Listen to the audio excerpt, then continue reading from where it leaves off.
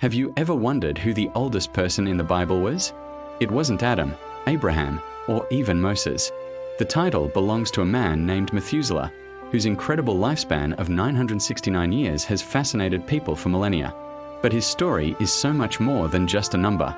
It's a tale of faith, patience, and a bridge between two worlds, the world before the Great Flood and the one that came after. Today, we are going to dive deep into the life of this legendary figure, exploring his family, his world, and the profound meaning behind his extraordinary existence. Methuselah was born into a world vastly different from our own.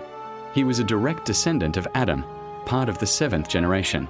His father was none other than Enoch, one of the most mysterious and revered figures in the Old Testament. The Bible tells us that Enoch walked faithfully with God. This wasn't just a casual statement.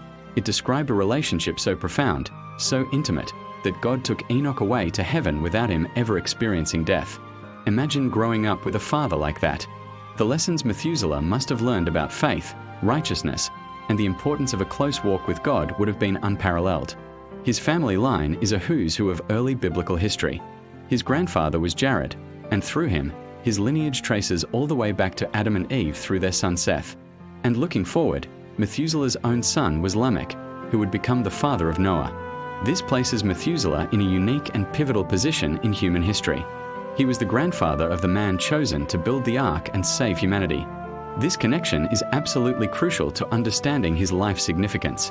The world Methuselah knew was the antediluvian world, the world before the flood. It was a time when humanity's lifespan was much longer than it is today. People regularly lived for hundreds of years. But it was also a time of growing darkness.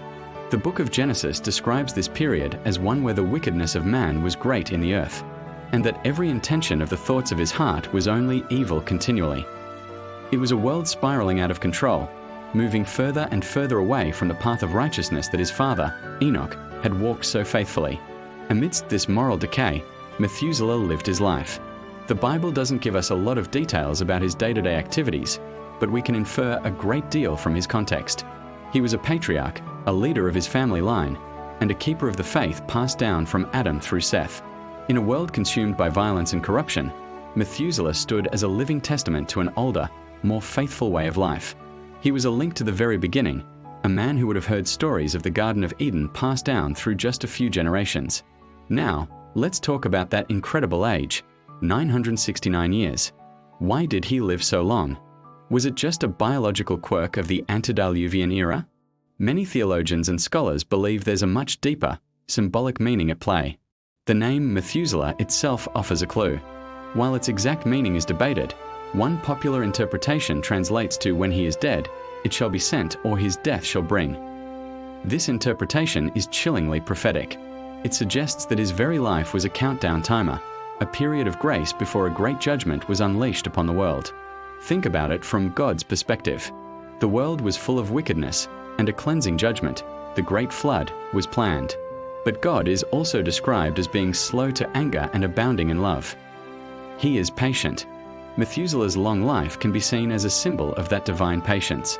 For 969 years, God waited. For nearly a millennium, humanity was given a chance to turn back, to repent. Every year Methuselah lived was another year of mercy, another opportunity for people to change their ways.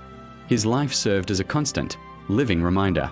While his grandson Noah was building the ark and preaching righteousness to a mocking world, Methuselah was still alive. His presence was a silent sermon. People could look at him, the son of the righteous Enoch, the grandfather of the ark builder Noah, and see a living link to God's original plan for humanity. His age wasn't just a record, it was a message. As long as Methuselah drew breath, God's judgment was held back. And then, the year came. After 969 long years, Methuselah died. And what happened in that very same year? Genesis tells us that the Great Flood began. The prophecy seemingly embedded in his name came true. When he died, it was sent. The floodgates of the heavens opened, and the waters covered the earth, cleansing it of the wickedness that had consumed it. The timing is too precise to be a coincidence. It powerfully illustrates that God's patience, while vast, is not infinite. There comes a point when judgment is inevitable. This makes Methuselah's story both a testament to God's mercy and a solemn warning.